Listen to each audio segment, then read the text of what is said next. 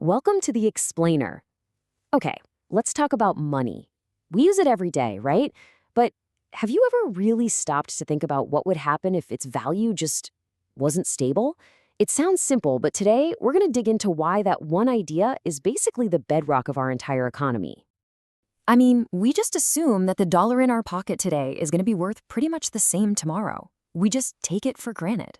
But what if that trust just poof, disappeared overnight?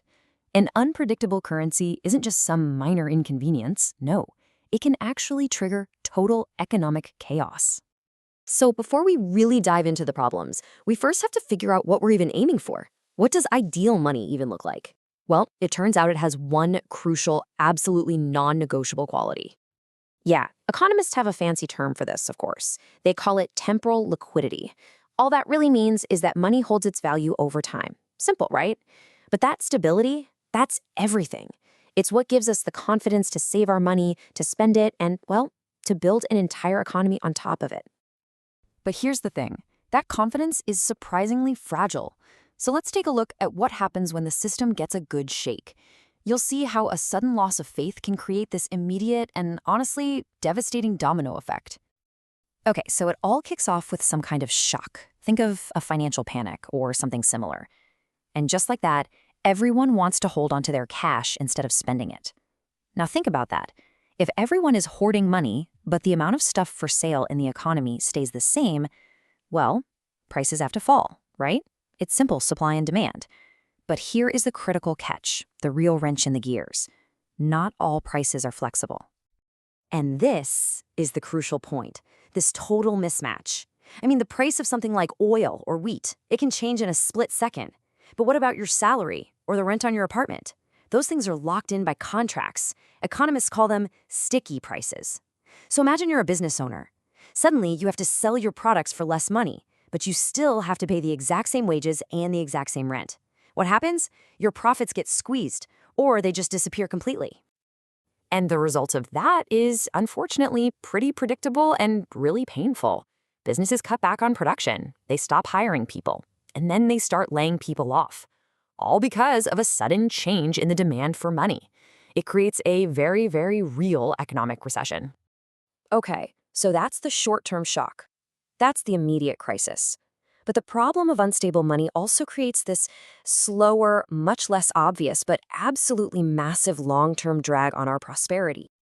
Think about it. As an economy grows, it just needs more money to grease the wheels, right? To handle all the new buying and selling. Now, if your money is a physical thing, like gold, you have to physically make more of it.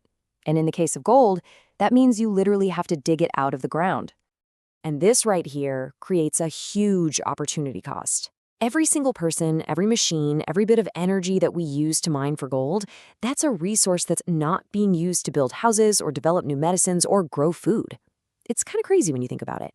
We are literally taking all these valuable resources and using them to produce something that we just turn around and bury again in a vault.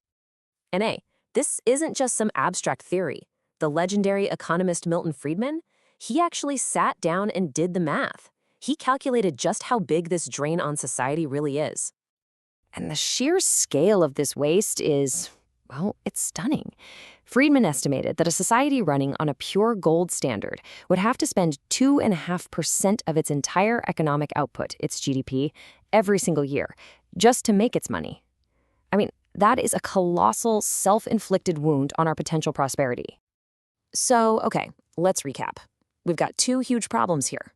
In the short term, unstable money causes recessions, and in the long term, making money out of a physical commodity is just incredibly wasteful. This, of course, leads us to a really critical question. Is there a way to get that stability we need, that temporal liquidity, without having to dedicate a giant chunk of our economy to just digging shiny metal out of the ground? You know, the search for an answer to this very question is what has driven centuries of financial innovation. And this is the path humanity eventually took. We moved away from digging our money out of the ground, and instead we invented something much, much better: financial assets that can do the job of money. These clever substitutes give us the stability we crave, but without that enormous waste. You see, the quest for stable, low-cost money, it's not just some dry economic theory. It's the hidden engine that powers our entire modern financial system.